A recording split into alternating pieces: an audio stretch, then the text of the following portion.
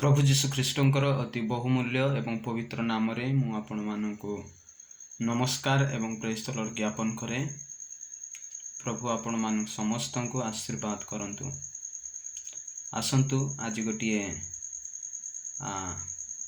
कहानी सुनिबा जहा द्वारा कि आमे किछि शिखि परिबा। आमको प्रभु से आशीर्वाद करने को चाहती, किंतु की प्रकार भाव रे आउ आमको से आशीर्वाद करि न थांती कौन पाए। आउ ए विषय रे पदे मु कहिबा पाई चाहे। मु गोटे बही रे पढ़ी छी जे गोटे ग्राम रे गोटे चप्पल आउ जो जोता बूट सिलाइबा बुढ़ा लोकटे थाए, जहाँ इंग्लिश रे कबलर बोलिकी कहती।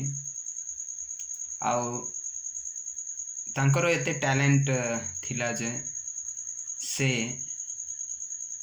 उड़ीबा बूट बनाउथिले।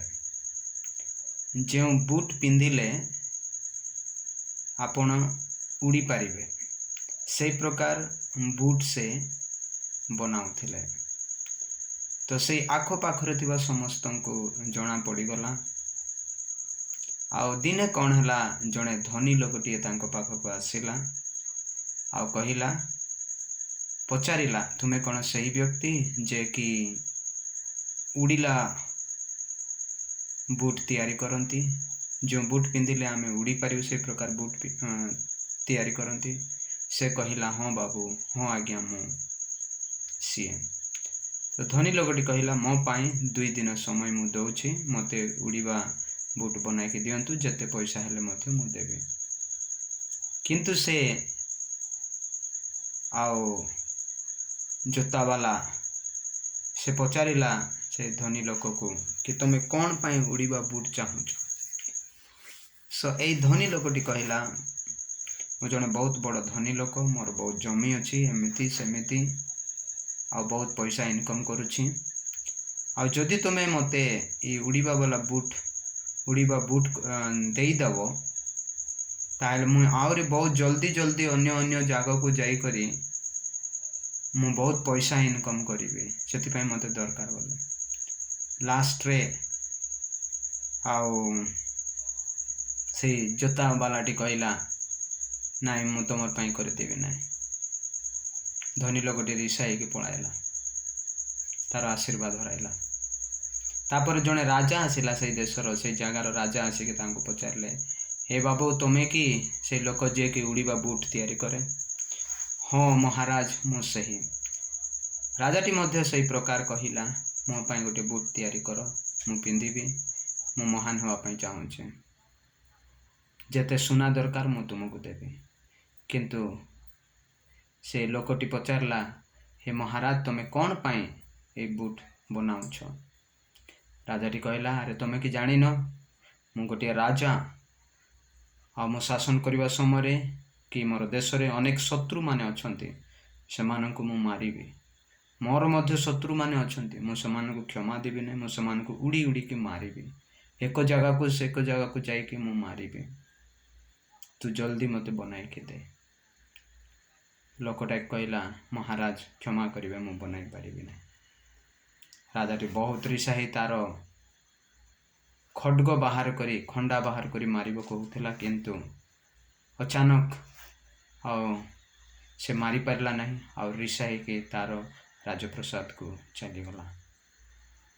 तापरे बुढ़ा लोकटी गोटे छोट झील को से रास्ता दे चलिबार देखिले। आ से झील को डाकिके कहिले, तुमे कुआडे जाउछ। से झीलटी कहला, मु दुकान को जाउछि, मो माँ मो पाई किछि गोटे किनिबा पाई पठाउछंती। बुढ़ा लोकटी कहला, हौ जे तू चली चली के जाउछु, जदि मु तते गोटे कथा पचारुछि, मु जदि तते उड़ीबा बूट देबी, तू कौन करिबो। से छोट झीलटी कहला, उड़ीबा बूट मु तो केबे सुनी नहीं, देखी भी नहीं, कौन मो आकाश रे उड़ी उड़ी बुलिबी चढ़ई भलिया। बुढ़ा लोकटी कहला, हाँ माँ तू उड़ीबू। ओ हाउ ग्रेट, ମୋତେ ବନାଇକି ଦିଅ। ମୁଁ ଚାହୁଁଛି ସେଇ ପ୍ରକାର ଏନ୍ଜୟ କରିବା ପାଇଁ, ପକ୍ଷୀମାନଙ୍କ ସହିତ ଉଡ଼ିବା ପାଇଁ। ଆକାଶରେ ଉଡ଼ି ମୁଁ ଖୁସି ଆନନ୍ଦରେ ରହିବି। ମୋତେ ବନାଇକି ଦିଅ ଅଙ୍କଲ୍। ଆଉ ସେ ଜୁତା ବାଲା ଲୋକଟି ସେ ଝିଅକୁ ଉଡ଼ିବା ବାଲା ବୁଟ୍ ବନାଇକି ଦେଲା। ଆଉ ସେ ଝିଅଟି ନେଇ ଆଉ ସେ ଖୁସିରେ ବଞ୍ଚିଲା, ଉଡ଼ିଲା ଆକାଶରେ, ଆଉ ସେଇ ଲୋକଟିକୁ ଧନ୍ୟବାଦ ଦେଲା। ପ୍ରିୟ ବନ୍ଧୁ, ଯେତେବେଳେ ଆମର ଥିଙ୍କିଂ, ଆମେ ଯେଉଁ ବିଶ୍ୱାସ, ଆମେ ଯେଉଁ ଆଶୀର୍ବାଦ ପାଉଛୁ ତାହାକୁ ଠିକ୍ ପାଇଁ ବ୍ୟବହାର କରିବା ଆମକୁ ଦିଆଯିବ। ଯଦି ଆମେ ତାହାର ଅପବ୍ୟୟ କରିବା, ଗର୍ବ ହେବା ଆଉ ତାକୁ ଅନୁଚିତ ବ୍ୟବହାର କରିବା, ଆମକୁ ମିଳିବ ନାହିଁ।